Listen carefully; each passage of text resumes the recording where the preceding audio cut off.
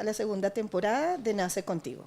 Yo soy Meilin Carrasquero, educadora diferencial, psicopedagoga, especialista en dificultades del aprendizaje y en atención con niños con trastornos del neurodesarrollo. Trabajo acá en Clínica Nace y también en Escuela Vulnerable, acá en Santiago de Chile. Hola, hola. Bueno, yo soy Natalie Candelas, soy psicólogo clínico, especialista en psicología hospitalaria y de la salud. Soy también terapeuta individual y de pareja y psicólogo bariátrico.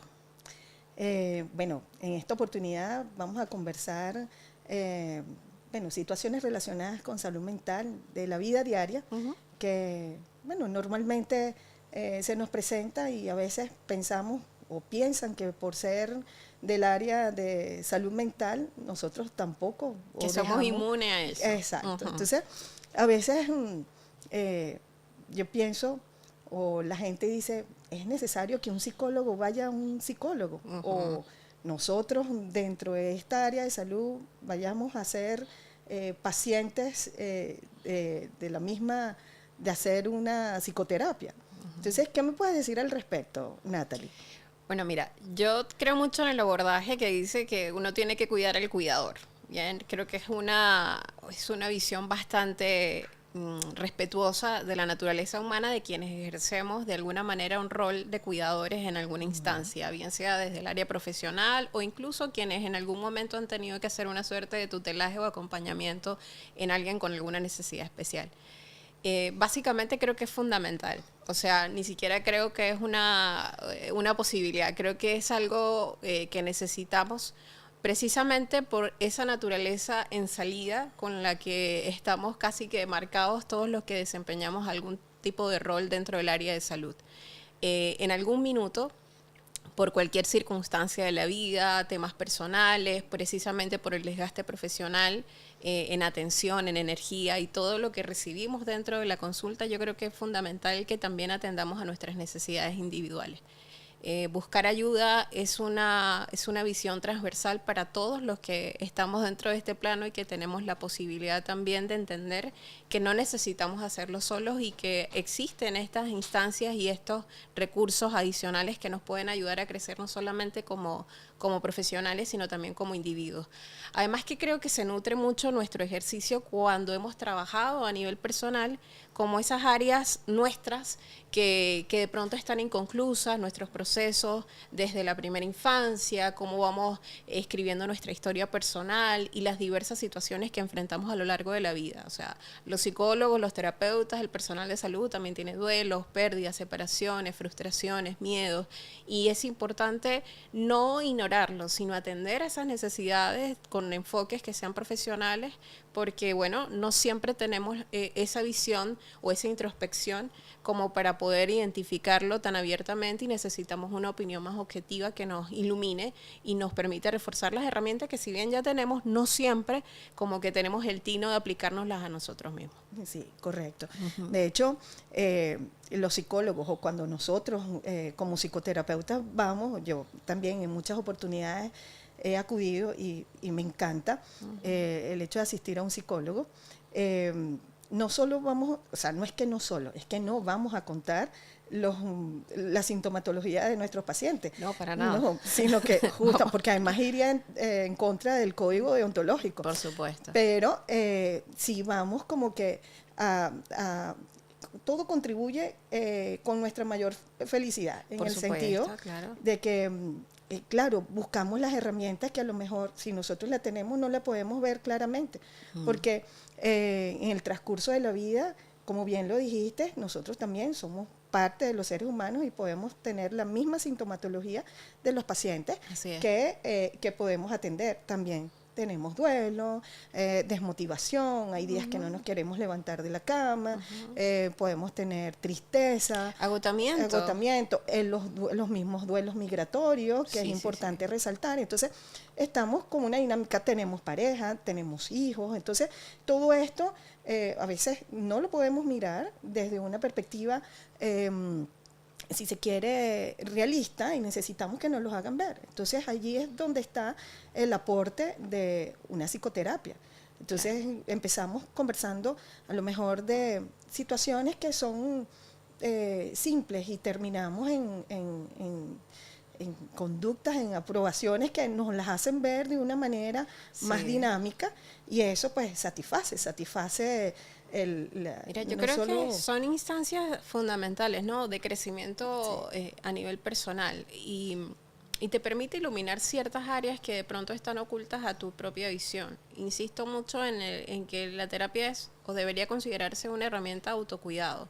O sea, cuando la gente me pregunta qué puedo hacer para mejorar mi calidad de vida, oye, necesitamos conductas neuroprotectoras, que son básicamente autocuidado. ¿Qué estoy haciendo para buscar mi bienestar, para conectar con las emociones más placenteras, para generar serotoninas, endorfinas y todo eso que estamos buscando permanentemente en otras áreas, y que de pronto dentro de nosotros y en nuestra vida diaria podríamos integrarlo, pero no lo sabemos hacer necesariamente porque estamos también en este bucle productivo de trabajo, siempre puestos al servicio, en el caso de los que trabajamos en el área de salud, siempre en salida. Yo creo que es importante también como establecer nuestros propios límites y empezar a validar nuestras necesidades también como individuos y como seres humanos, independientemente del rol que estemos ejerciendo desde nuestra profesión, asumirnos en el rol de pacientes. Cuando yo voy a terapia, no voy como psicóloga que va a terapia, voy como Nathalie Candelas que va a terapia. Correcto. Y abandono un poco, ya lo decía Sócrates, o sea, adopta ignorancia, solo sé que no sé nada, abandono estas estructuras de pensamiento que de pronto me hacen creer que yo sé lo que tengo, para dejar que el terapeuta pueda realmente ahondar en mi visión humana, bien, de la vida, de lo que yo estoy percibiendo en ese momento de la realidad. Desnudarte. Totalmente. En esencia, para poder trabajar, porque también puede suceder que el psicólogo, atendiendo a un psicólogo, también se pueda sentir intimidado.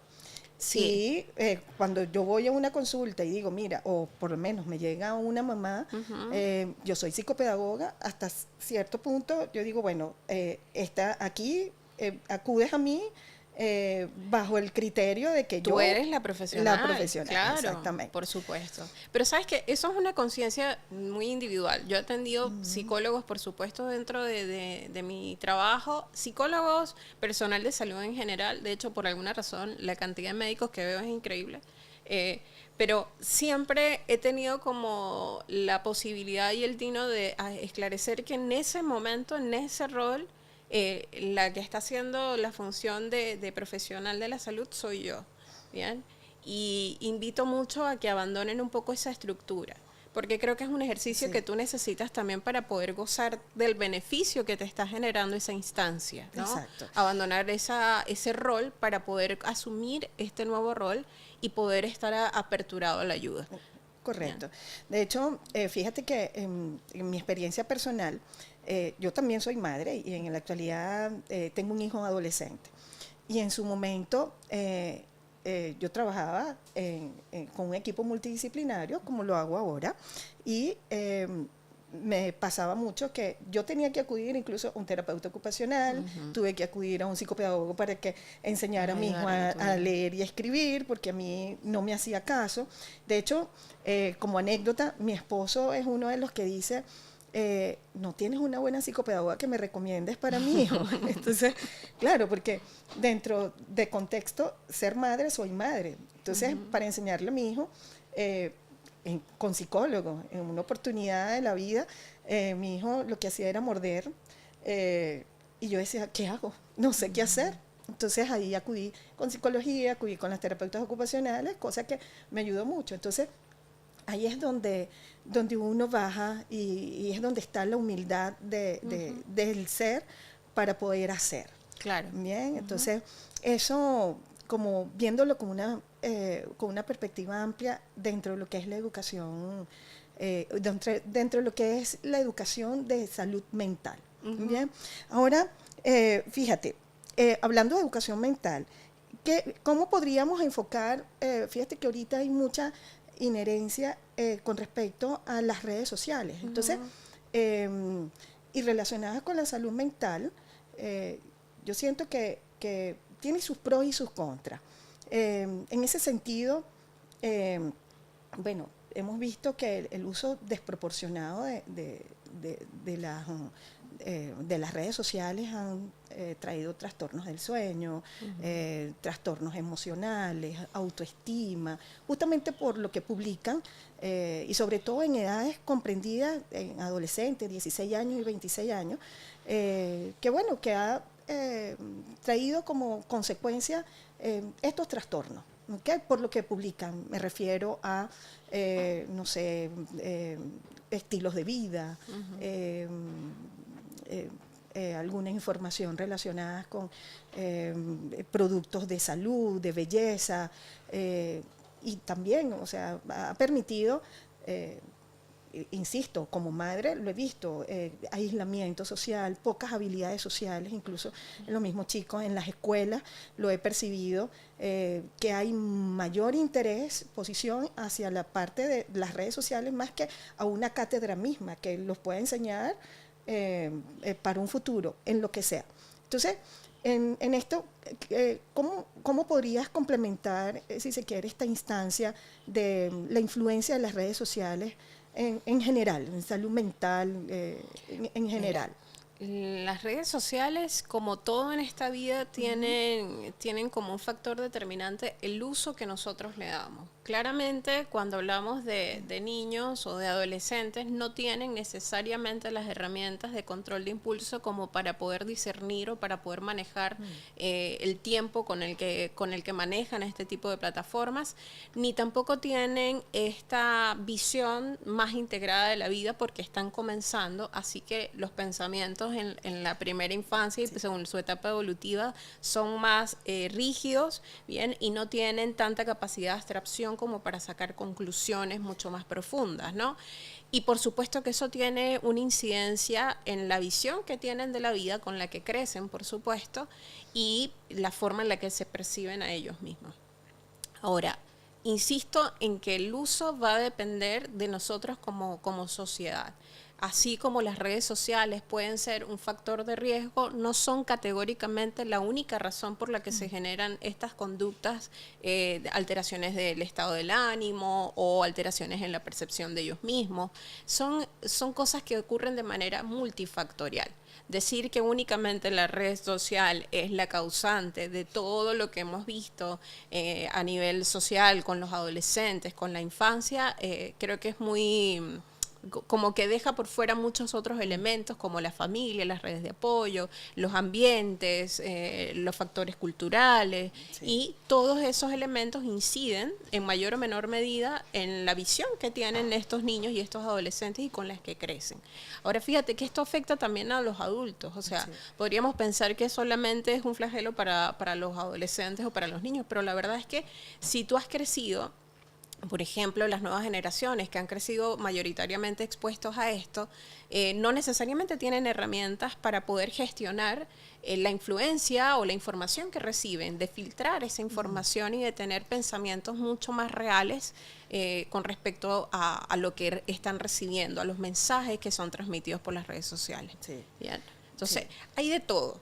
Tenemos también que las plataformas nos han permitido de alguna forma hacer que la información pueda llegar a las personas que de pronto no se van a ir a un centro médico, que no acuden a un profesional, pero que tengan por lo menos información mucho más seria que en otras instancias o en otras épocas de la vida en donde la salud mental, por ejemplo, o las herramientas para el aprendizaje estaban mucho más limitadas, no eran tan accesibles. Ahora tenemos esa ventana que, insisto, depende del uso que le demos, puede ser beneficiosa o puede ser un factor de riesgo. Va a depender del criterio de quienes lo utilizan, en el caso de los niños, del acompañamiento de los padres, que eso es fundamental. Sí, la supervisión sobre todas las cosas. Fíjate que ahora, o sea, esto hace un año no hago clínica infantil, pero cuando trabajaba con los niños, yo siempre les decía a los papás, no se trata de que le des la tablet y que la tablet sea la que cría el niño, ¿bien? Se trata de que tú te involucres en el contenido que esos niños están recibiendo. Correcto. No es que lo aísles del mundo, pero él necesita que ante una información que de pronto no esté adecuada a su etapa evolutiva, tenga ahí una figura parental que pueda sacarle de las dudas y pueda darle una información mucho más adaptativa, mucho más respetuosa, mucho más ajustada a la realidad que lo que él pueda percibir únicamente a través de las plataformas. Correcto. Entonces, el cuidado y la responsabilidad yo creo que igual es de nosotros como adultos, de no limitarnos únicamente a la fachada, pues a lo que recibimos, sino a profundizar un poquito más en cuanto a los mensajes y al tiempo de exposición. Porque estos equipos, si bien son una herramienta de trabajo, también tienen una incidencia en nuestras funciones neurológicas. Bien, fíjate que ahora tenemos déficit de atención, es el motivo de consulta. No nos acordamos los números de teléfono de nuestros familiares. Nos perdemos en el espacio y no sabemos cómo hacer para comunicarnos. Así es, quedamos perdidos. Exacto, totalmente. Ni siquiera mecánicos, porque ya incurrimos en lo que comentaba inicialmente, que el hecho del contacto social se ha perdido. Nosotros, incluso como adultos, si bien lo menciona, nosotros estamos en una fiesta, en una reunión social, y muchos estamos usando el teléfono. Entonces, ¿dónde puedes rescatar tú las habilidades sociales, y sobre todo en niños que están aprendiendo a interactuar? Entonces, yo siempre le digo a mi hijo, tienes que ver la cara, tienes que ver los ojos cuando estás presentando o cuando estás saludando a una persona. Y el teléfono no te enseña a decir palabras mágicas que como consecuencia te puedan abrir las puertas. Entonces, es un tema de valor también. Entonces, hay que ser consciente en ese uso. No irse a los extremos, sino... Claro, o sea, como tener un balance, Yo no satanizo las redes sociales, pero sí encuentro que deberían tener un uso responsable y que nosotros no podemos asumir como adultos que eso corresponde a la otra persona. O sea, yo me tengo que hacer cargo de la parte que me toca. Si yo tengo un rol como papá o como mamá, yo tengo que estar atento a qué es lo que mi hijo está recibiendo. Y como adulto también, yo lo digo a los pacientes, por ejemplo, que tienen rasgos ansiosos, y lo primero que le mando es dieta de contenido. O sea, ¿por qué? Sí. Porque el cerebro no distingue lo que es real de lo que es imaginario. Y eso le cuesta mucho a las personas como tomar conciencia. Si tú vas para un cine, aunque tú sabes que la película es de mentira, cuando sale el muerto, usted se asusta. Y es porque el cerebro no discrimina lo que es real de lo que es imaginario. Correcto. Si yo tengo una personalidad ansiosa y el contenido que yo consumo es totalmente alarmista, catastrófico, pues adivina qué va a pasar. Sí, estamos a la expectativa, la ansiedad. Claro, la angustia. Tú vas a activar tu respuesta, tú vas a activar tu sistema de defensa y vas a tener una mayor percepción de ansiedad ante cualquier estímulo. Vas a estar más susceptible y mucho más agotado. Bien, correcto. El cerebro funciona de esa manera. Igual, si esto nos pasa como adultos, que se supone que tenemos un poco más de raciocinio, imagínate lo que puede pasar, claro, con un niño que apenas se está formando. Y a eso súmale, bueno, el tiempo de la pandemia, que ha sido también una involución de las habilidades sociales. Correcto. Sí, ahorita tenemos un sinfín de conductas que pueden estar relacionados incluso hasta con diagnósticos TEA. Y no son así necesariamente, sino por falta de habilidades sociales. Entonces, es allí donde decimos, ¿qué tanto el uso desmedido de pantalla? Yo conozco, de hecho, una compañera de trabajo de nosotros que la primera indicación es 0 pantalla. ¿Okay? Entonces, yo lo encuentro razonable. Pero, bueno, a veces los papás también, dentro de su habitualidad, proporcionan como para que el niño se quede tranquilo, para que me deje hablar. Entonces es allí donde tenemos que ser verdaderamente conscientes, como bien lo dices, de ser responsables con nuestros hijos, de qué es lo que le estamos transmitiendo y qué le estamos dando. No puede ser el responsable de la educación, no puede ser ni únicamente el colegio, que eso también lo veíamos mucho antes, ni únicamente las redes sociales o los medios tecnológicos, no son los únicos responsables de la educación, ¿no? Y tampoco de nuestro bienestar. Así como no lo son de nuestro bienestar y de nuestra educación, tampoco lo son de nuestro malestar. Por eso digo que son multifactoriales y que todo va a depender del uso responsable o irresponsable que le demos a ellos. Siempre va a depender del criterio de nosotros como seres humanos y de lo que estamos buscando en nuestros objetivos de educación en general. Fíjate que, no sé, de pronto el papá quiere utilizarlo y quiere utilizarlo para estimularlo en áreas del lenguaje, depende de las aplicaciones que tú bajes o que les permitas acceder a los chicos y cuál sea el propósito. Yo creo que depende mucho de ese involucrarte en el rol educativo, ¿no? Como no delegar y no traspasarlo a los demás, sino hacerte tú también partícipe y responsable de los procesos y de la información que reciben tus hijos en el proceso educativo como tal. Fíjate que relacionado con el tema de las redes sociales, inicialmente yo comentaba que hay cosas que producen que no nos gusten, cosas de nosotros mismos. Yo te diría en este momento, mira, hay cosas que yo no me siento conforme conmigo misma. Entiendo que también es un patrón natural, ¿ok? Que hayan cosas y momentos, situaciones que no esté conforme, ni con situaciones conmigo misma. Entonces allí donde, bueno, en cierta medida tengo que identificarlas, ¿ok? Pero eso ya yo lo hago conscientemente. En temas de niños y en temas incluso de adolescentes, y hay personas que no, se quedan como ensimismados en su misma, no me gusta, pero ¿qué hago para que me pueda gustar o poder fluir con esta situación emocional? Que yo a lo mejor pueda ver, no me gusta mi cuerpo, tengo una baja autoestima en relación justamente con lo que veo en las... el sobreexigirme, que también quiero tener este estilo de vida, esta calidad de vida, cómo lo hago. Entonces, a veces las redes sociales, te marcan como una situación irreal, porque no todo es una realidad. Entonces, ahí es donde empiezan mis juicios, como hacerme daño y decir, oye, ¿qué puedo hacer para yo tener a lo mejor esta figura, para hablar como esta persona, para tener lo que tiene esta persona? ¿Ok? Y lo vemos incluso con muchos de nuestros hermanos, compatriotas que han emigrado, entonces a lo mejor sacan una foto deslumbrante en una playa y por detrás no sabemos ¿qué es lo que está cuál pasando? Es su realidad, exactamente, ¿okay? Sí. ¿Cómo consiguen estas situaciones? Entonces, es allí donde podríamos nosotros como, ¿qué hacer en este caso de que nosotros nos sintamos mal consigo mismos? ¿Cómo podríamos enmarcarlo dentro de esta plataforma o dentro de esta manera de salud mental, pues?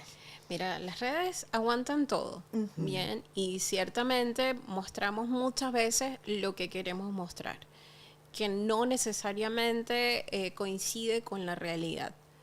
O sea, dentro de nuestra vida vamos a tener todo tipo de realidades, unas que son mucho más amenas y otras que son mucho más complejas y más retadoras. Creo que la visión dicotómica siempre raya en distorsión. Bien, eso todo o nada es generar una distorsión que nos genera malestar y que nos rompe en nuestra autoestima, como tú dices, nos genera inseguridades, nos hace como no calzar en los prototipos que se proyectan a través de las redes sociales, pero que no necesariamente son sostenibles en el tiempo. O sea, tú ves influencers de todo tipo, personalidades, gente hablando sobre todos los temas y está bien. Yo, la verdad, tengo la idea de que todos somos opinadores de oficio y que en algún momento de la vida vamos a ejercer ese rol, pero también debemos entender que la opinión del otro o la visión del otro no es la sapiencia suma ni es la verdad escrita sobre piedras. O sea, cada historia y cada persona responde a su contexto y no necesariamente eso que él está viviendo o ella está viviendo se aplica a mí o es bueno para mí. O sea, veo desde, yo soy psicólogo bariátrico y veo cómo las personas alteran su percepción de sí mismas o cómo creen que tienen que estar con unas medidas, un peso para poder ser felices y que cuando alcancen ese peso van a ser felices y toda su vida va a cambiar y se va a parecer a lo que ven en las redes. Y no es cierto. Como tampoco es cierto que por tenerlos ya quiera decir que su vida está perfecta y que no tengan que enfrentar retos personales o que no tengan que seguir trabajando en su crecimiento. Exacto. No, o sea, la verdad es que solamente podemos transformar lo que aceptamos. ¿Bien? Y puede ser que haya muchas cosas tuyas y mías que no nos gusten. ¿bien? Que definitivamente todavía no nos sintamos cómodas con eso. Pero la verdad es que solo podemos transformar eso que abrazamos. Correcto. O sea, la gente vive pendiente en mejor versión, y en ese caminar es como que nada es suficiente. Y se los transmitimos a los niños en general, o sea, nuestras propias inseguridades. Porque estamos siempre buscando algo más, pero no celebramos, ni agradecemos, ni honramos lo que estamos haciendo. Sí, cuando la gente me dice, mira, que no me gusta mi cuerpo, pero es que ese cuerpo, ese es tu instrumento.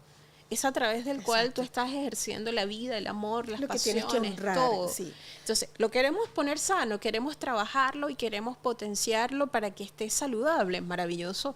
Pero primero tienes que abrazarlo, porque si lo rechazas, entonces claramente no te va a apañar, como dicen aquí, ni va a ser un proceso amoroso y responsable contigo, sino que lo vas a transgredir. Sí. Y la vuelta es eso, poder reconocerte en tu humanidad. No tienes que ser para los demás. No es necesario complacer los estándares que aparecen en las redes sociales, porque esos estándares no son reales. Y que le funcione a alguien no quiere decir que sea compatible contigo. Que te sirva a ti. No, tu historia es única, es valiosa, y es por supuesto el mecanismo con el que tú cuentas para poder transitar la vida, para poder ejercer todo lo que quieras y para poder construir la vida que tú deseas para ti. Y eso no pasa de un día para otro. Sí, ciertamente. De lo que acabas de decir, yo puedo rescatar, si se quiere, 3 palabras claves. Primero, reconocerse, o sea, identificarlo. Segundo, aceptarlo. Sí. ¿Okay? Que sería la palabra más atinada con el abraza, el abrazarlo, el sentir que eres tú y que puedes seguir adelante. Y el último, pues replantearte, que de alguna manera eso te va a llevar a que lo puedas trabajar y lo puedas hacer consciente y seas consciente de tu ser en este momento.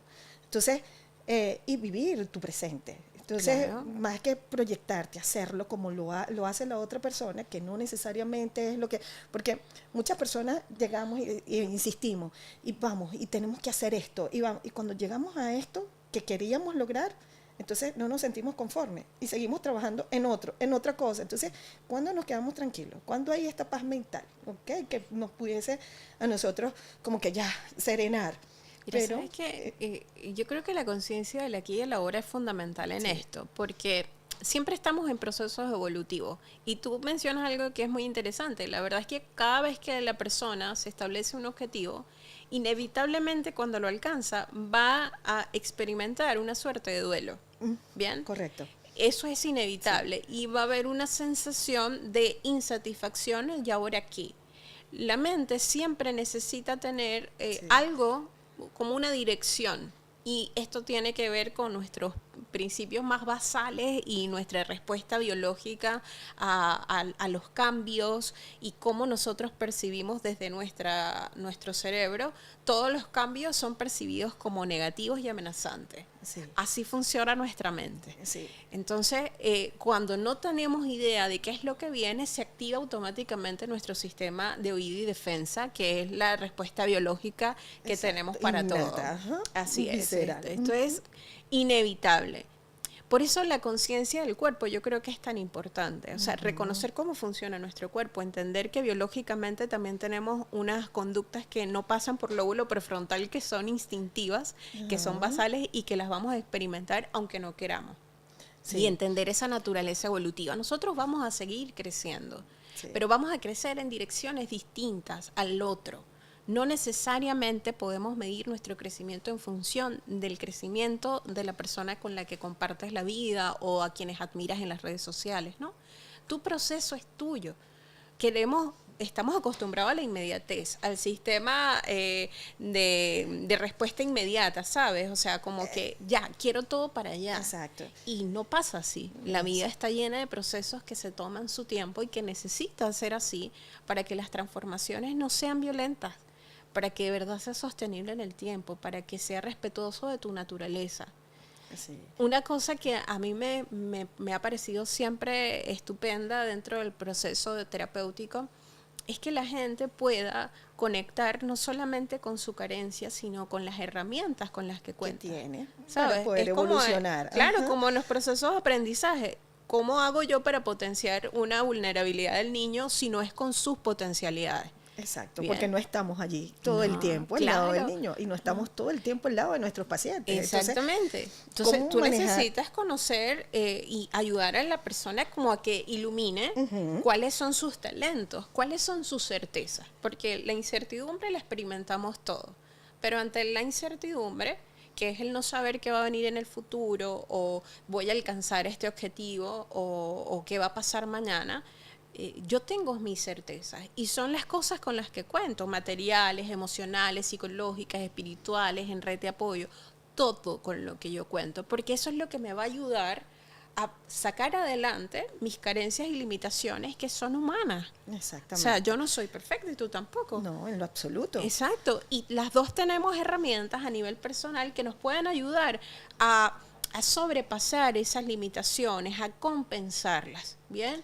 A sobrellevarlas y a integrarlas a nuestra vida, no como lo único determinante, sino como parte de lo que somos. No tenemos que ser perfectos o perfectas para nadie. No, eso es riguroso. Sí. Entonces, no te hace como llevar este proceso en una respectiva calma, sino te hace como enfocarte, exacto, es abrupto, y no te hace como organizarte, tener una calidad de vida, y en función de eso, o vivimos del pasado, que es la culpa, ¿okay? O nos proyectamos al futuro, que lo que nos genera es ansiedad. Entonces, en esa situación, como que también nos vamos a los extremos. Sí, entonces, dicotómico todo. Todo.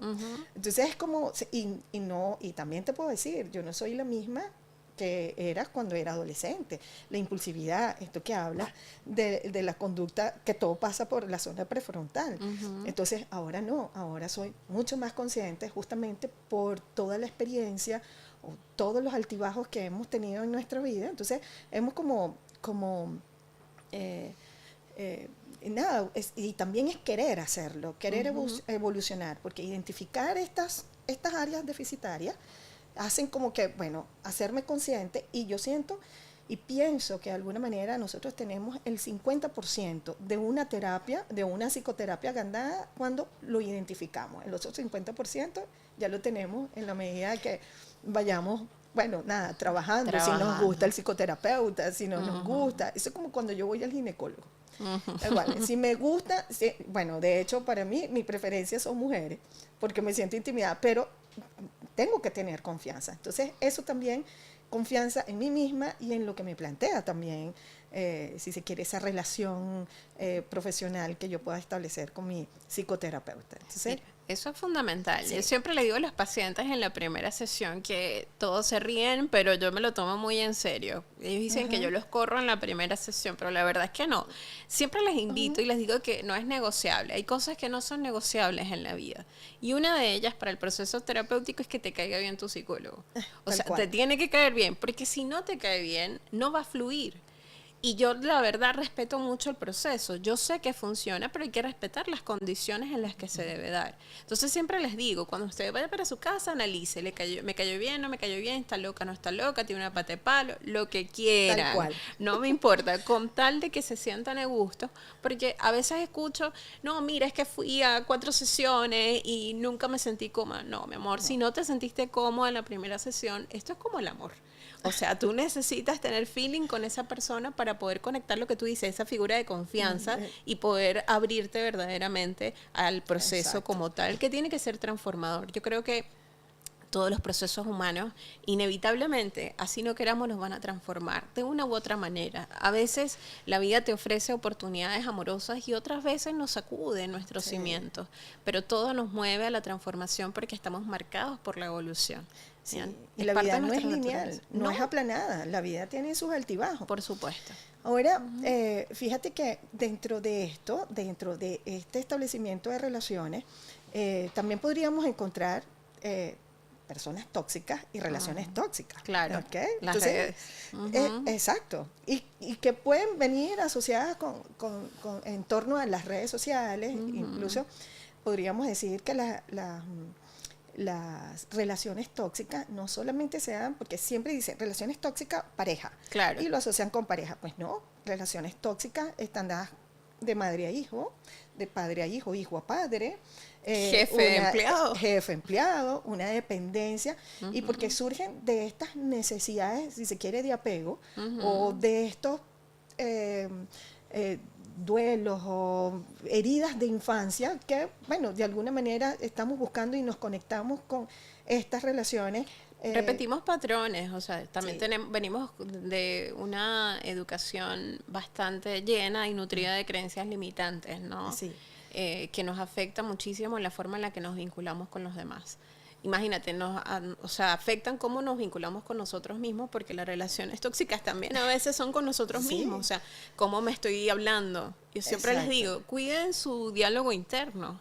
Exacto. O sea, cómo me estimo? ¿Cómo me acompaño en los momentos de dificultad? O sea, ¿qué me digo cuando me equivoco? Presta atención a lo que la mente te está diciendo cuando tú cometes un error. ¿Cuál es el diálogo interno? ¿Cómo te animas? Sí, claro. O me animo. Sí, o cómo me involucro conmigo misma, y a partir de eso también nosotros podríamos decir, bueno, ¿cómo entablo también mis relaciones interpersonales? Por supuesto. Porque hay algo, yo no sé si es como un tabú, pero lo he escuchado mucho. O sea, si tú te identificas con una relación tóxica, porque tienes que ver algo que hay en ti que te está perjudicando. Pero yo, mira, honestamente, yo siempre cuando veo, ¿qué tengo yo que ver en mí que me está proyectando esta persona? Entonces, yo digo, a veces no necesariamente es así, porque cuando yo digo, veo una persona tóxica, si me está quitando mi paz, ahí es donde yo puedo decir, bueno, ¿qué hago con esto? O me quedo o me voy, o simplemente pongo límites. Entonces, realmente me está proyectando algo, tengo que manejar yo algo de esta sensación de que esta persona me está mostrando algo que está en mí, que no lo puedo manejar. Entonces, es que inevitablemente te muestra algo que está en ti. Uno que puede ser o tu falta para establecer límites, ¿bien? Para reconocer cuando una persona o un vínculo ya no es saludable para ti. Bien, o sea, obviamente hay personas que tienen de base, por ejemplo, hay un trastorno como la celotipia, en donde son rasgos ya de carácter psiquiátrico, en donde el paciente casi nunca es diagnosticado, la verdad. El narcisismo. Bien, igual. O por ejemplo narcisismo, y son casos en los que no hay manera que tú puedas determinar, mira, esta persona tiene esto, y claramente, no, sino que te empiezas a vincular y poco a poco van saliendo las conductas patológicas, bien. Ahora, cada persona necesita tener conciencia de la naturaleza de los vínculos que le rodean. Yo creo que esto es fundamental. Lo conversábamos hace un ratito, que hay estudios largos, por ejemplo, hay un estudio sobre la felicidad que tiene Harvard, que tiene más de 10 años corriendo, y es un estudio súper completo que nos ilumina un poco sobre esto y trata de buscar las razones o cuáles son las causas de la felicidad en general, qué es lo que de verdad determina que una persona sea feliz. Y la variable que se aísla y que se repite en todo este estudio tiene que ver con la naturaleza de los vínculos que cultivan estas personas. Son más felices aquellos que tienen relaciones saludables. Entiéndase por esto, que no son relaciones saludables porque sean perfectas y no tengan, malentendidos o dificultades. No. Son relaciones humanizadas que saben resolver esos conflictos y esas diferencias, y que no están centradas únicamente en la carencia, ¿bien? Que no están centradas únicamente en la dependencia o en el apego malentendido. Correcto. Sino que son relaciones mucho más democráticas, integrativas, mucho más amorosas, respetuosas de los límites del otro. Sí. Ahora, eso ya no lo tenemos, y creo que hemos perdido mucho de eso, y por eso tenemos tantas relaciones disfuncionales, como tú decías, parejas, familias, amigos, equipos de trabajo, que de pronto desarrollan relaciones que son rayadas más en lo patológico. ¿Por qué? Porque no te generan paz, no te suman, no te ayudan al crecimiento, sino que se convierten como en un factor de riesgo para ti. Entonces, ¿qué te ilumina? Bueno, que estás dejando o negociando tus no negociables. Estás dejando que el otro transgreda tus propios límites. Exacto. Y no estás comunicando tú abiertamente hasta dónde tú puedes verdaderamente aceptar o no. Sí, que conlleva, que hay algo bien importante, y lo mencionabas, que hay que identificar una relación saludable, ¿okay? Una fundamentada en el respeto, en el amor propio, en los límites, en la comunicación y lo divergente o lo distinto a una relación sana. Entonces, cuando ya nosotros empezamos a ver, nos están manipulando, están transgrediendo nuestros límites. Incluso hay momentos en el que si tú te sientes muy vulnerado físicamente, o sea, ahí tienes que marcar la huida.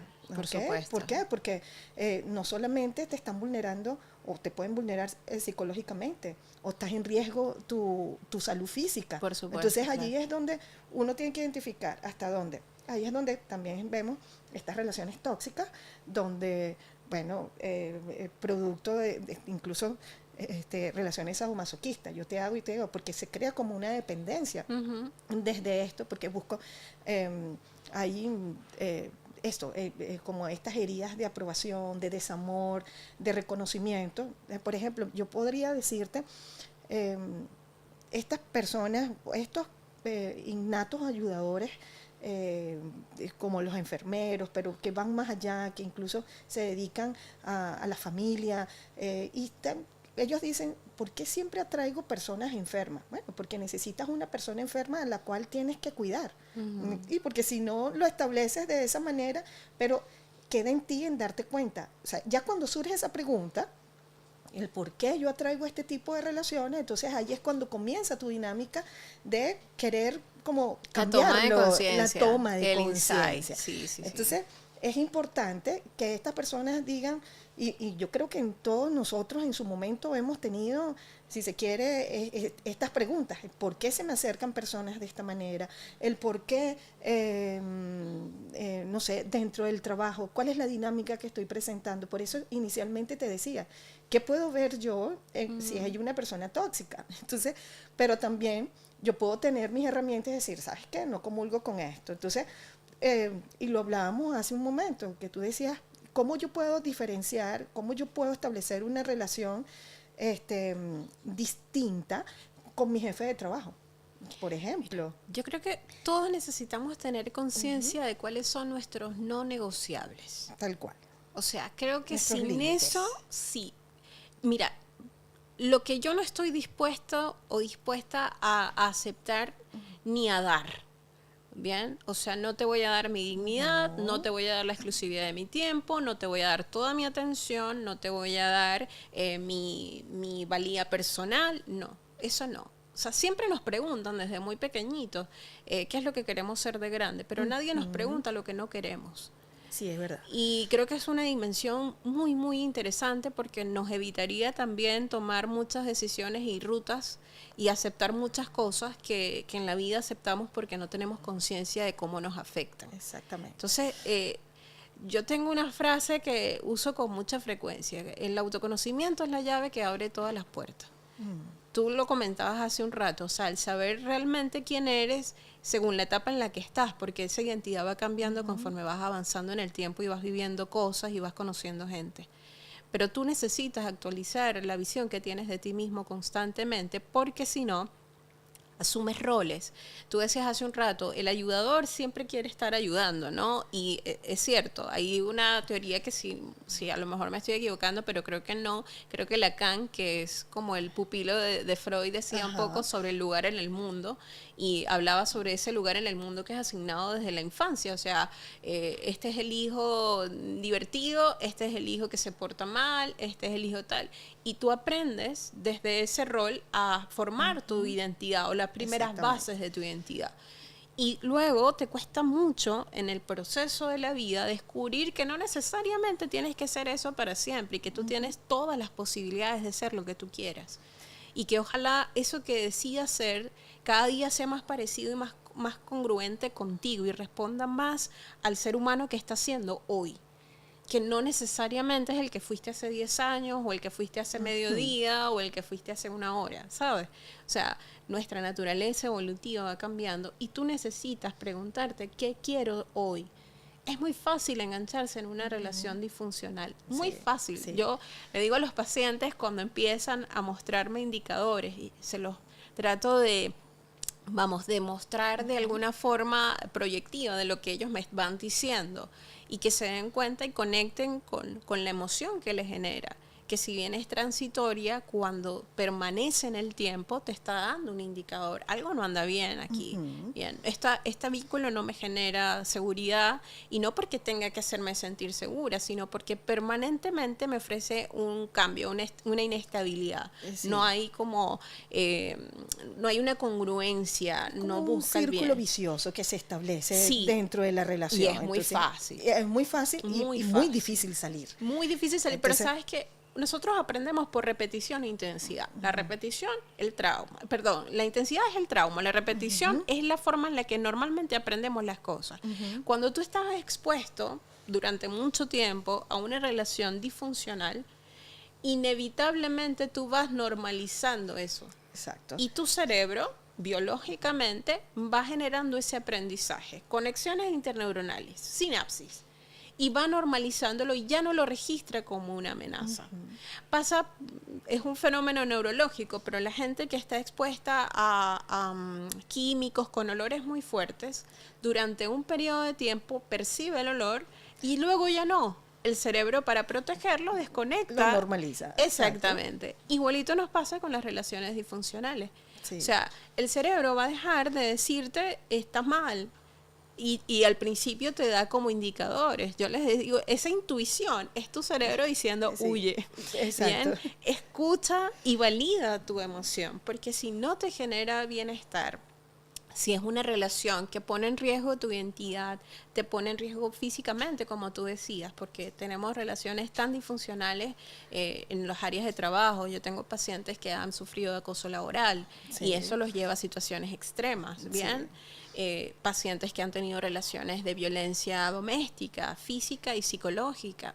Cómo eso les afecta y los hace vulnerables en todos los sentidos, a desarrollar patologías psiquiátricas, pero también a descompensarse en otras áreas. Sí, como un vampiro que te chupa la energía. Yo siempre lo asocio con esa mirada, ¿no?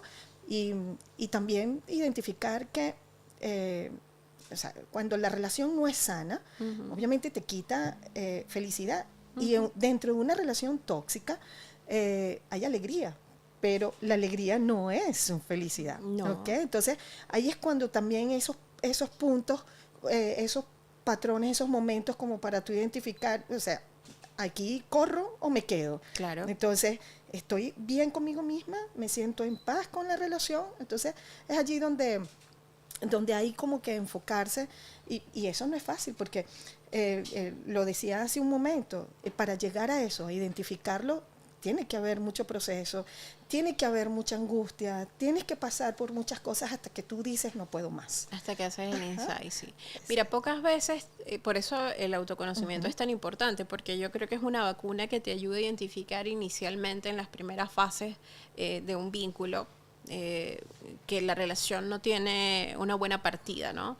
Pero cuando no tienes ese trabajo personal, es mucho más fácil que negocies. Y por supuesto que todos nos relacionamos desde nuestras carencias y nuestras abundancias. Es mucho más vulnerable alguien que no se haya hecho cargo de sus carencias.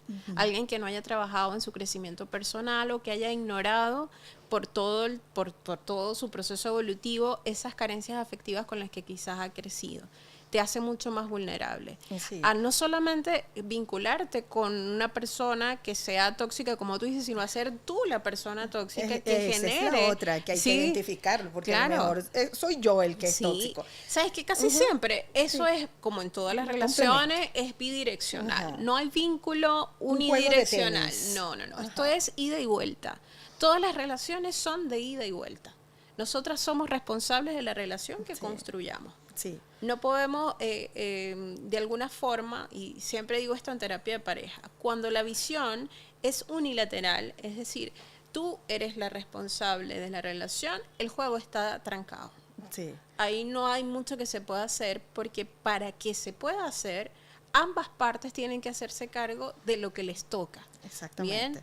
Y no es tan marcado la idea de quién tiene la razón, sino de qué estamos dispuestos a hacer para poder solucionarlo. ¿Cuál va a ser el punto de encuentro? Cuando la visión es tú fuiste, tú lo hiciste, Ajá. el juego se tranca. Ahí no hay posibilidad de reconstruir nada. Y puedes quedarte, por supuesto, como siempre les digo a los pacientes, siendo infelices hasta que la muerte los separe. Esa es una opción legítima, pero usted la asume desde la conciencia. Exactamente. Yo decidí ser infeliz hasta que la muerte me separe. Esa es su decisión. ¿Es válida en los contextos culturales? Sí. La verdad es muy común. Sí. Y se maneja mucho y lo vemos mucho. Un lo que montón. pasa es que cuando pasa, ya uno sabe. Sí. Desde la distancia uno sabe. Sí. Pero ¿y qué puedo también yo tomar de eso? No hacerlo así, replantearme las cosas. ¿No quieres eso para tu vida? No repitas el patrón. Rompe con el patrón. Sí. Y eso va a generar, por supuesto, otras dificultades, sí. Porque tienes que abandonar lo conocido. Sí. Tienes que aprender a reconocerte también vulnerable y entender que vas a necesitar ayuda en el proceso porque no es fácil. Tomar las decisiones supone también dejar de lado algo. Cuando yo elijo algo, estoy de alguna forma dejando de lado otras cosas que potencialmente a lo mejor eran buenas o no eran tan buenas, pero las estoy dejando de lado. Y a veces queremos todo. Sí, es que, ¿sabes? Dentro de estas relaciones se asume mucho el control. Entonces, yo a veces pregunto, ¿qué quieres?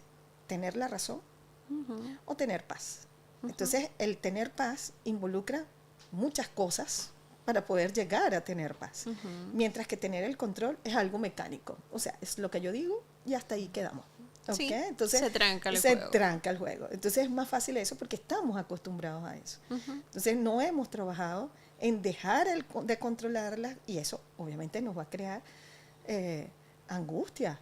Eso nos va a crear como frustración, sufrimiento, exactamente, un montón de emociones displacenteras que están asociadas a eso. Las relaciones son, yo creo que un tema en el que necesitamos trabajar desde el principio, desde la primera infancia, cómo nos relacionamos, bueno, con el resto y con nosotros mismos, porque la primera experiencia relacional es con nosotros.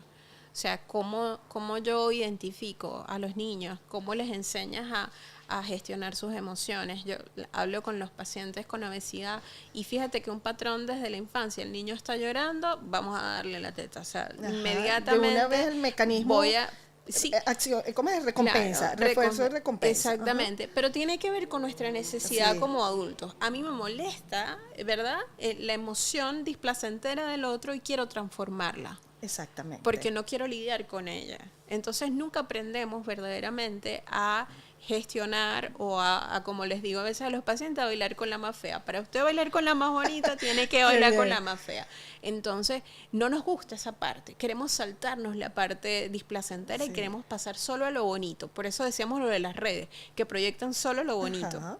Y entonces nos encanta porque activa nuestro sistema de recompensa inmediato y decimos, yo quiero eso. Llegar allí. Claro. Pero el proceso. No, o sea, tú tienes que abrazar completo. Y necesitas abrazar completo porque cuando no haces ese proceso de conciencia de que la vida es todo y no es solamente la parte que te gusta, la plenitud está en todo.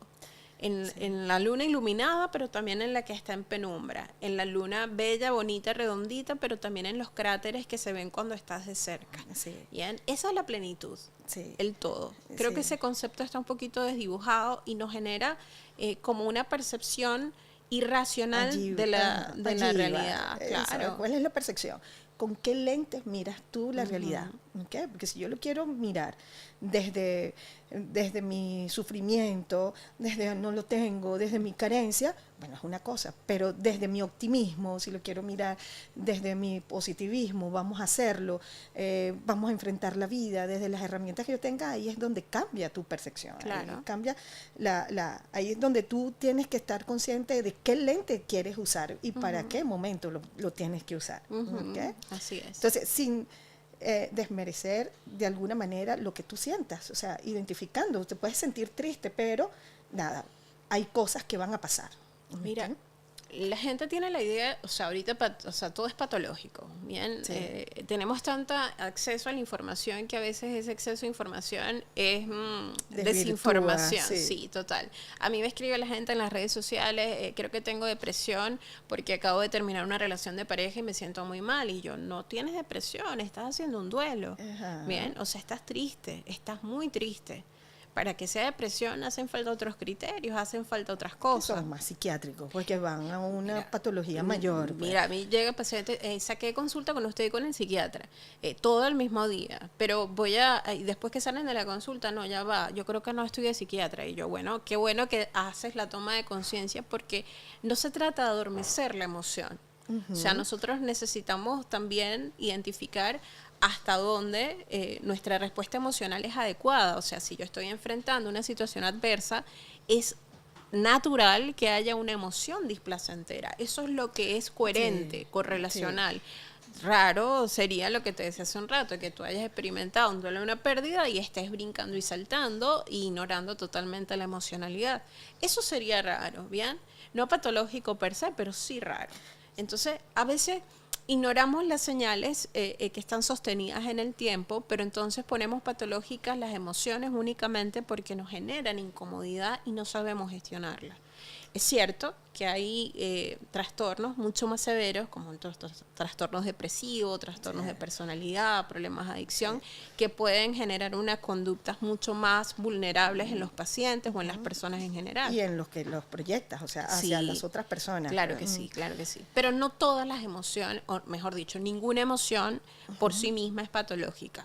Todas son humanas y son necesarias para la vida, porque es la forma en la que nuestro cerebro nos dice cómo está percibiendo la realidad. Sí. Y eso va a depender del contexto y de lo que estés en efecto viviendo. Ahí es donde te invito, e incluso yo estoy ahorita para ver la película de Intensamente. Ya. Me encanta, porque ahí es una muestra. O sea, si tú la ves y la ves consciente, entonces ahí te va mostrando. Vas a identificar. Vas a identificar tus emociones asociadas con la situación que puedas estar viviendo. Sí. Entonces, en esa medida te muestra, pues es una manera bien divertida de ver tus emociones, bien lúdico, de manera que tú puedas identificarlo en ti mismo y también puedas enseñarle, como tú dices, uno como padre. Muchas veces uno como padre también es heridor, o sea, nosotros hacemos heridas y lo hacemos inconscientemente. Obviamente, si los queremos a nuestros hijos, no vamos a proporcionarle a ellos una herida, no sé, pero ¿sabes qué? Me encuentro que muchas veces yo en consulta, cuando hay un niño que estoy evaluando, ellos buscan mucho la aprobación. Y está bien, y lo hice bien, y cómo lo estoy haciendo, y cómo voy. No, está muy bien. Entonces ahí es donde tú te das cuenta de dónde viene, cómo se establecen esas dinámicas familiares. Hay algo bien importante, Natalie, porque tú comentabas algo, no sé si irlo relacionando con los temas de la depresión, porque, bueno, la depresión, y lo estamos también fundamentando con la educación antigua, ¿okay? Y la educación actual, ¿cómo lo vemos? Porque, claro, yo también he trabajado en colegios, que he trabajado con PIE y como educadora diferencial he tenido que estar en sala constantemente con los niños, diversificando el aprendizaje, pero yo también puedo como establecer alguna diferencia entre lo que era la educación antigua. O sea, no es que sea totalmente pro educación antigua y nada educación actual. Yo siento que antes, por lo menos le dábamos mucha autoridad, mucha relevancia, si se quiere, a un profesor, a una figura de autoridad que era la que guiaba el aprendizaje, y tanto en el colegio como en el hogar. Entonces, y eso de alguna manera propiciaba en el estudiante autonomía, hábitos, y yo soy muy pro eso, porque en la actualidad con tantas personas, incluyendo niños, adultos, con tanto déficit de atención, necesitamos tener nuestra propia estructura como para ir llevando nuestra organización. Entonces, eso yo lo veía antes. Ahora se le ha dado mucha fuerza al rol centrado más en el niño. Entonces, y se han desvirtuado, si se quiere, ese respeto hacia una figura de autoridad, que si bien es cierto, dentro de las relaciones interpersonales, bueno, son valores que tenemos que manejar. Entonces, En esa medida, yo siento que hay como que establecer un equilibrio entre estas dos perspectivas que teníamos, el antes y el después, ¿no?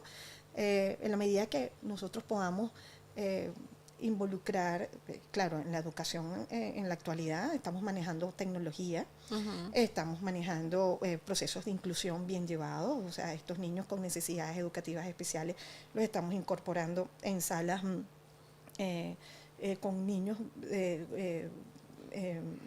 no neurodivergentes, sino que estamos propiciando todas estas instancias, pero no sé hasta qué punto se ha desvirtuado el valor, ¿sabes? Los valores, el respeto, la comunicación, la empatía, son cosas que se pueden dar, pero en su momento también se desvirtúa. Entonces, en esa medida, ¿cómo podríamos manejar nosotros esta situación desde una perspectiva también de salud mental, de comparar esta... Mira, yo creo que la visión comparativa siempre va a castigar una u otra, ¿no? Exacto. Porque están fuera de contexto. La educación antigua respondía al contexto que teníamos antes.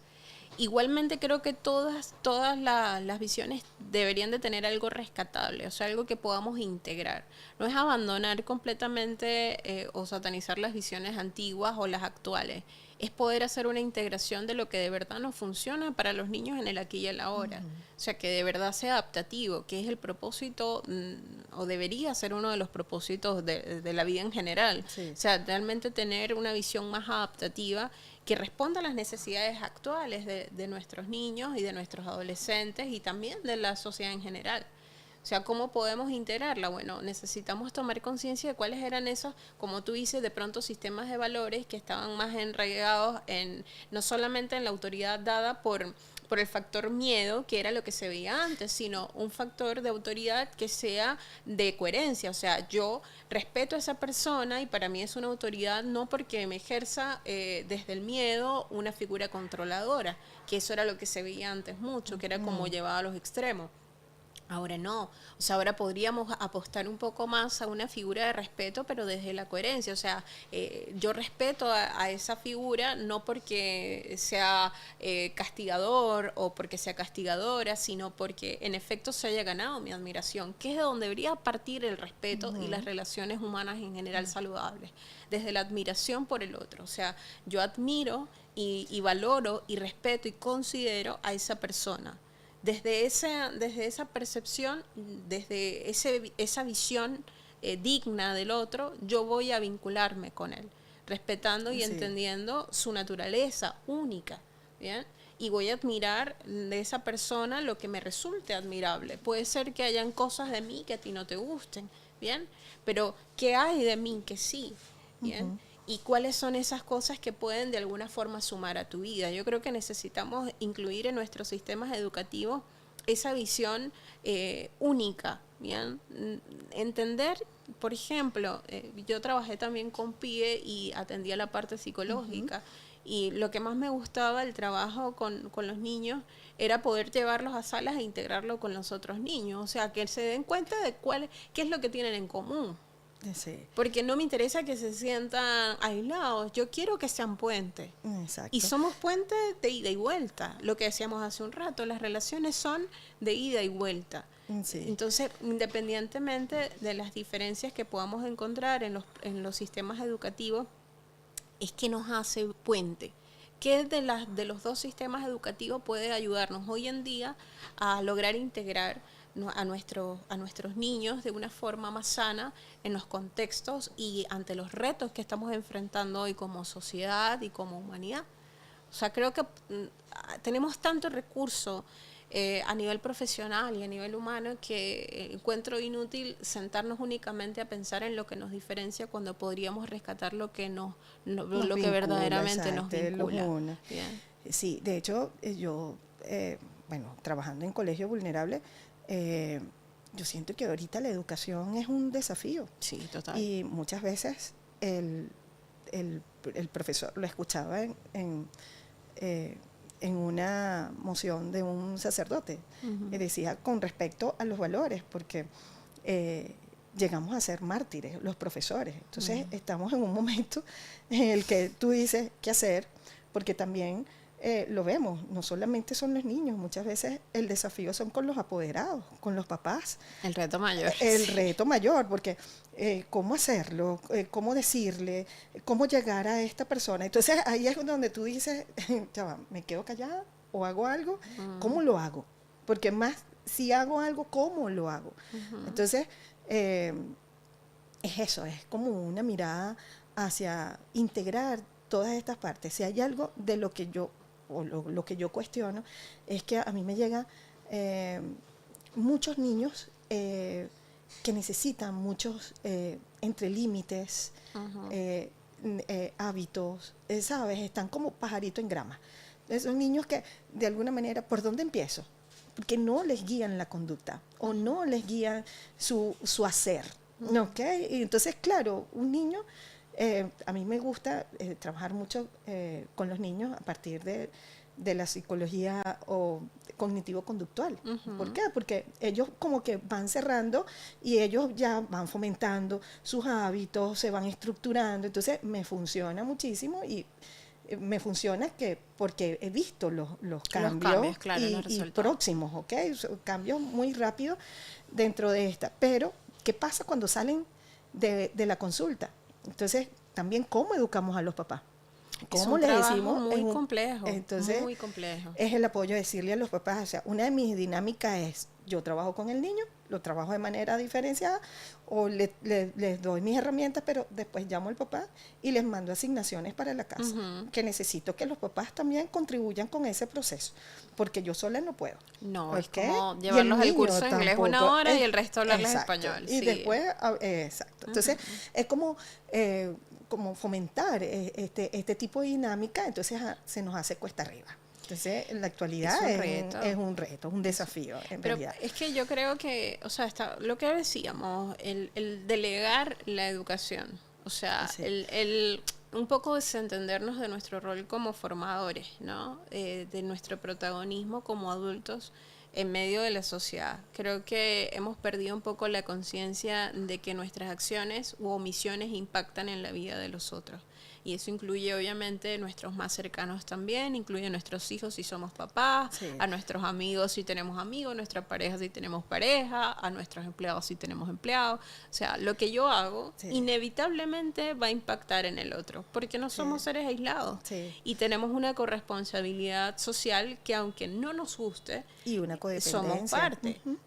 Entonces, yo creo que sí, o sea, en el rol cuando estás trabajando con niños o tratando de modificar conductas es súper retador, mi admiración y mi respeto, porque la verdad es que es muy, muy demandante, o sea, terminas hablando el lenguaje del niño, pero también tienes que aprender el lenguaje de la madre, del padre, del cuidador, del asistente, del que lo ve en sala, de la profesora, del psicopedagogo, de todos los que están en su entorno. Así es, así es. Y nos pasa, yo creo que en todas las áreas también, porque cuando yo trabajo con adultos, independientemente de que trabajes con adultos, igual terminas haciendo de traductor del entorno. Yo hago terapia de familia y terapia de pareja y terminas también, por supuesto, mediador. Tratando de entender el lenguaje de cada uno de los que hacen parte de ese vínculo. Sí. Insisto, o sea, la naturaleza del vínculo es algo de lo que tenemos que tomar conciencia. ¿Qué es lo que yo estoy buscando mantener dentro de mi red de apoyo? ¿Cómo quiero que sea mi red de apoyo? No voy a tener una vida perfecta, pero puedo buscar que las personas que hacen parte de mi círculo vengan a sumar, ¿bien? No quiere decir que vayan a ser infalibles y que en algún momento no se vayan a equivocar. Lo que decías tú, los papás se equivocan y se tienen que equivocar porque están aprendiendo a ser papás. Sí. Yo con lo que peleo es con la idea de la omnipotencia y la omnisapiencia. Son incuestionables, ellos no se equivocan. Somos los que tenemos la razón. Sí, yo le digo, yo tengo pacientes depresivos que han cursado con episodios depresivos y yo les he dicho, o sea, siéntate a hablar con tu hija, siéntate a hablar con tu hijo y cuéntale que tú estás enfermo, que estás enferma, que estás pasando un momento difícil, pero que ya buscaste ayuda y que estás recibiendo el tratamiento para sentirte mejor. pero no te encierres a llorar en el baño donde tú crees que tu hijo no te ve, porque creemos también que los chamos no perciben, sí, y los niños no perciben. Entienden. Sí, esa es una distorsión cognitiva tremenda. Los niños perciben absolutamente todo, y el riesgo aquí, que lo hemos comentado antes también con el tema de las redes sociales y las alteraciones que se generan, es que el pensamiento de los niños es dicotómico. O sea, durante una buena parte de sus etapas de crecimiento no tienen esa capacidad de discernir con claridad.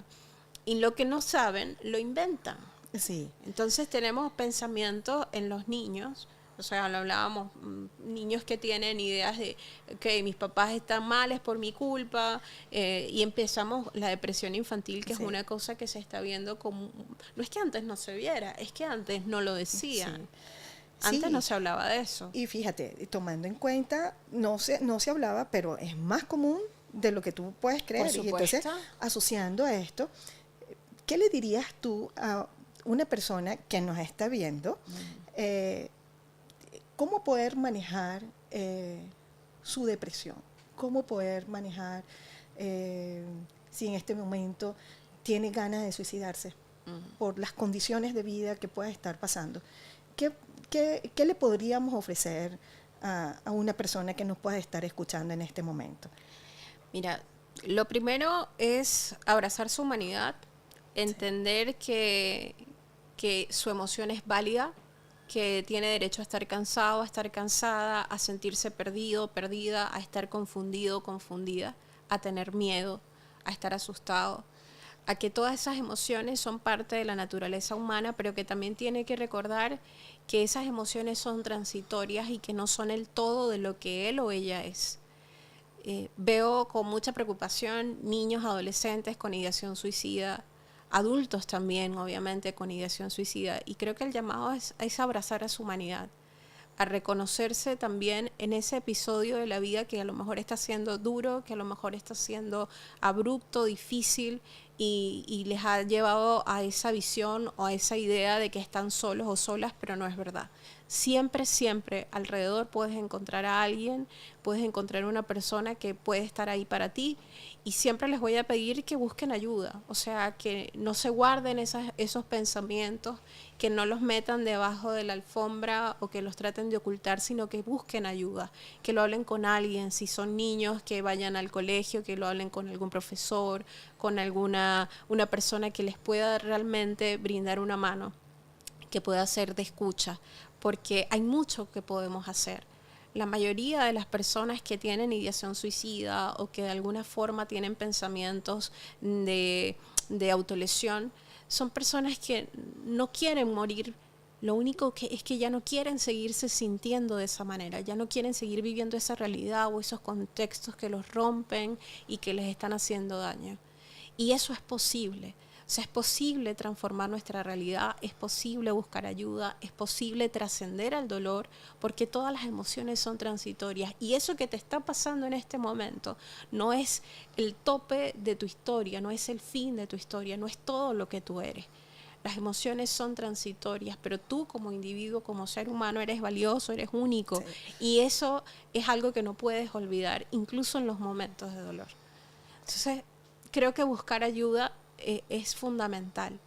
No quedarse con eso puertas para adentro, sino atreverse a abrir el corazón y a mostrárselo a alguien que de verdad pueda ayudarnos. A veces no lo encontramos en nuestra familia porque a veces no tenemos esa red de apoyo, pero siempre hay instancias a las que podemos recurrir para buscar ayuda. O sea, sí. Creo que incluso las redes sociales sí. De alguna forma han abierto esta ventana para poder buscar herramientas que nos ayuden a entender que las enfermedades mentales son reales, que no son un mito sí. y que no tienen ninguna, una preferencia social, ¿no? Tenemos personas con mucho poder adquisitivo que desarrollan depresión, que desarrollan ansiedad, y tenemos gente con situaciones vulnerables que igualmente las experimentan, porque las emociones no tienen que ver con dónde vives o en qué trabajas o qué edad tienes. Las emociones son humanas sí. y a veces se tornan patológicas porque tenemos contextos adversos, sí. porque no tenemos una red sólida, porque el ambiente no es el más propicio para nosotros, o porque en efecto tenemos una condición predisponente. O sea, hay factores biológicos y genéticos que también nos pueden predisponer a desarrollar trastornos del estado del ánimo. Bien. Y eso creo que es importante como también tenerlo presente. Y me parece también importante destacar o acotar incluso que no nada más la persona o el paciente que sufre depresión debe tomar en cuenta esta instancia, sino que nosotros podríamos también brindarle, si se quiere, algunas recomendaciones a estos cuidadores. ¿Por qué? Porque somos las personas que vamos a estar haciendo de alguna manera contención. Sí, entonces, al hacerle contención, nosotros manejamos una figura que se llama primeros auxilios psicológicos y lo puede hacer cualquier persona. Cualquier persona. Y no solamente, no necesitamos estar en este medio, en el salud mental, sino que podemos nosotros también generar algunos primeros auxilios psicológicos. Entonces, en principio, encuentro que hay madres muy angustiadas justamente porque se presenta la situación de que sus hijos están padeciendo algún tipo de depresión, algún tipo de incluso conductas autolesivas, ya hay lesiones importantes. Entonces, ¿qué le podríamos también recomendar a estos papás o a estos cuidadores, a estas personas cercanas? Mira, en principio, empatizar.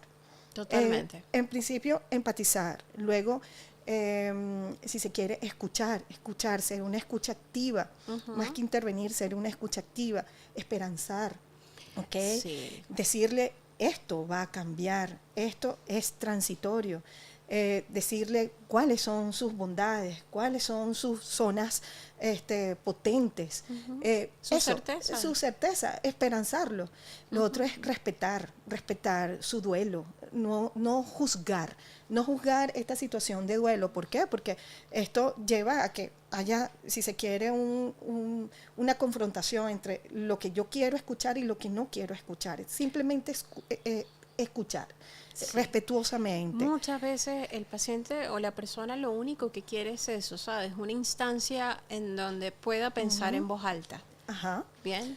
En donde no se sienta amenazado o juzgado, como tú decías, sino que tenga la libertad humana de conectar con su emocionalidad y con su vulnerabilidad. O sea, generar un espacio seguro. Creo que los primeros auxilios psicológicos parten por entender que en ese momento el otro estaba literalmente quitándose sus armaduras y mostrándote su pensamiento más profundo, y que lo que menos necesita es que tú hagas un juicio de valor sobre ese pensamiento, que trates de decirle, mira, estás equivocado. No. Primero valida. Permite entender que para esa persona en ese momento su percepción de la vida es esa.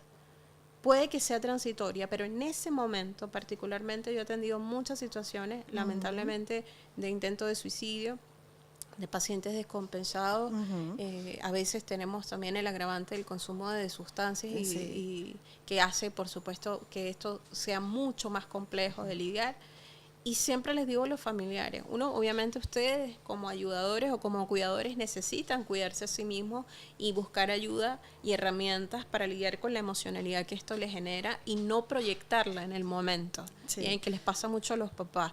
Estoy angustiado o angustiada y se lo transmito inmediatamente al niño. No digas eso, no pienses en eso. No, déjalo que él diga, porque eso es una petición de ayuda. Exactamente. Déjalo que él pueda pensar en voz alta, porque es la única manera que tú puedes tener para verdaderamente entender la naturaleza de su pensamiento y cuáles pueden ser las conductas que tú puedas emprender para ayudarle. Ok, si está pensando en hacerse daño, no ignores, eso es una llamada de atención. Una persona que está alterando sus conductas habituales, que ha abandonado las cosas que normalmente le generan placer o bienestar, que tiene esa tendencia al aislamiento o incluso a la sobreactividad.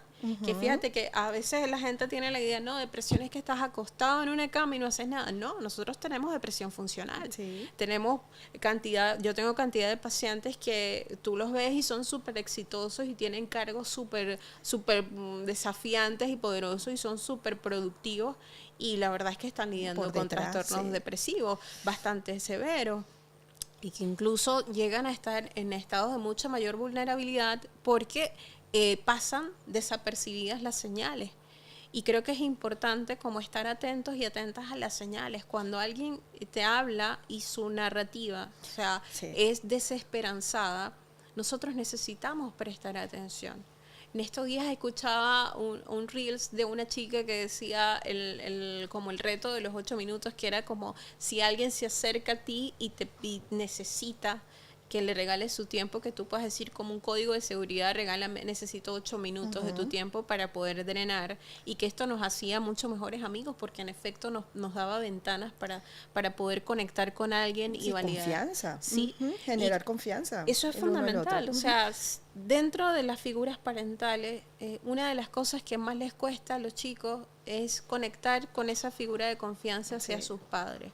Y casi siempre tiene que ver con ese rol omnipotente del que hablábamos y omnisapiente. En la educación. Sí, o sea, necesitamos aprender a validar la emocionalidad del otro. No importa qué edad tenga, o sea, su emoción es válida. Y puede ser que no se parezca a la tuya, y puede ser que a ti te genere miedo o angustia, pero él necesita o ella necesita que se le valide, que pueda ser escuchado y que no sentirse señalado o ridiculizado de ninguna manera por sentir o subestimado. Claro. Sucede mucho con estos roles de figuras de autoridad. Pero, ¿sabes qué? Que también estos padres, también ellos se ven sin herramientas, porque ellos dicen, ¿cómo te ayudo? Okay, pues yo te puedo escuchar, pero también está la angustia de estos cuidadores, de estos padres, o estas personas que están queriendo aportar. Entonces, si yo me veo con la necesidad o no saber cómo poder ayudarlo, pues orientar a que estas personas puedan ir a consulta con un profesional. Sin duda. Y sí, sin dejar de ser parte de esta red de apoyo, o sea, involucrarse siendo parte, haciendo un compromiso, bueno, somos parte de una red de apoyo, pero reconociendo también que no nos la sabemos todos. No. Por eso se llama primeros auxilios psicológicos. Es una manera de poder aportar ante una instancia que nosotros sabemos que hay un riesgo, hay un peligro. Entonces, ante esta situación, pues poder encaminar, si se quiere. Mira, creo que reconocer tus límites, ¿no? O sea, yo hace un año más o menos en mi residencia hubo un suicidio. Fue una cosa muy, muy lamentable. La única que bajó fui yo a asistir a la chica, era en la madrugada, o sea, no a la persona en cuestión, sino a la pareja, que era la que estaba allí descompensada. Y fue un evento dramático para todos, todo el mundo quedó en shock, nadie se acercó a ayudarla y estaba totalmente histérica, absolutamente descompensada. Hacer el proceso de contención no va por cambiar la emoción, que es algo con lo que parto mucho. Después de eso di un taller de primeros auxilios psicológicos a mis vecinos para que sepan cómo pueden de alguna forma intervenir este tipo de conductas. No se trata de cambiar la emocionalidad. Cuanto más tú contradices la emocionalidad, el cálmate, totalmente. Exactamente, es como echarle combustible al fuego. No, la persona necesita poder comunicar lo que está sintiendo, así el pensamiento sea totalmente disfuncional o desadaptativo, no importa. En esa primera instancia la persona está en shock. Yo no puedo esperar un pensamiento o una emoción racional cuando alguien está en shock, cuando alguien está con una alteración del juicio en tiempo presente. No puede vincular, exacto, no puede. Nada. Lo he hablado también cuando he trabajado pacientes con trastornos más severos que tienen episodios psicóticos. No puedes esperar una respuesta racional del otro. No, o una persona que tenga demencia, que tenga Alzheimer o cualquier otro tipo de demencia. No se trata de llevarlo a mi plano real, porque eso es violentar su proceso. Yo necesito validar el pensamiento por muy irracional que sea. Bien. Yo voy a hacer una primera entrada psicológica, que lo que decías tú lo puede hacer cualquiera, y parte persona. Por ahí. Escucha, no tienes que decir nada. Los vecinos me decían, pero Nati, ¿qué decimos? No digas nada, escucha. ¿Qué es lo que quiere? Es escuchar. Y allí va bajando. Ella va a ir bajando. Va a ir bajando hasta que pueda escuchar. El principio fundamental que nosotros necesitamos recordar es que las emociones son transitorias. Tienen un pic y después se precipitan. Ellas no van a permanecerse en un estado de euforia o en un estado alterado de manera permanente, a menos que usted tenga una condición patológica per se. Exacto. En una respuesta humana, usted va a tener un pico emocional y luego esa emoción se va a precipitar. Sí. ¿Bien? Entonces necesitamos... Desde un berrinche, de hecho, claro, de un chiquitito. Exacto. Bueno, hay otra recomendación, tal cual. O sea, hay un momento en que se exacerba la conducta y luego va bajando. Entonces tenemos que esperar esos momentos. Acompañar. Más nada. ¿Qué es lo que más nos cuesta? Porque a mí me incomoda tu emoción displacentera, entonces quiero voltearla para ya no tener yo que lidiar con ella. Exacto. Ya yo no quiero que el niño llore. Entonces, como no quiero que el niño llore, yo me desespero para que el niño no llore. ¿Bien? Y eso se vuelve obviamente una espiral, una puerta giratoria, de la que le hablo siempre a los pacientes, en la que nadie sale ganador. Es mantener tu control. Sí. O sea, yo voy a acompañar la emoción. Para acompañar a lo porque la emoción va a pasar. Pero necesita ser acompañada porque en ese momento esa persona está alterada. Sí. Entonces, mi acompañamiento es simplemente estar. No tienes que decir ni palabras de consuelo, ni tienes que tener un lenguaje técnico, no. Es simplemente estar ahí. Sí. Yo trabajé en el hospital en Venezuela durante varios años y una de las cosas que veíamos en la especialización es usted se va a acercar al paciente en función de lo que el paciente le muestra. Usted tiene que respetar lo que el paciente le está mostrando. Porque nosotros hacemos de espejos del otro. Yo quiero que él se vea y para que él se pueda ver yo tengo que estar en calma. Exacto. Tengo que estar quieta. Tal cual. Es como, no sé si alguna vez has visto cuando uno va a las lagunas, el reflejo de lo que se ve es cuando está en calma. Si yo tiro la piedrita, la imagen se desdibuja.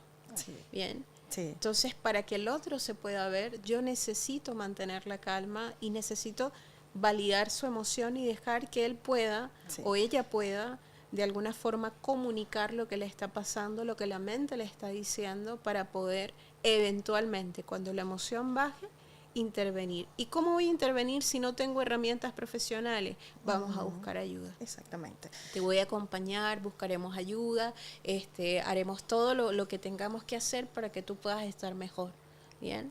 Porque esto va a pasar.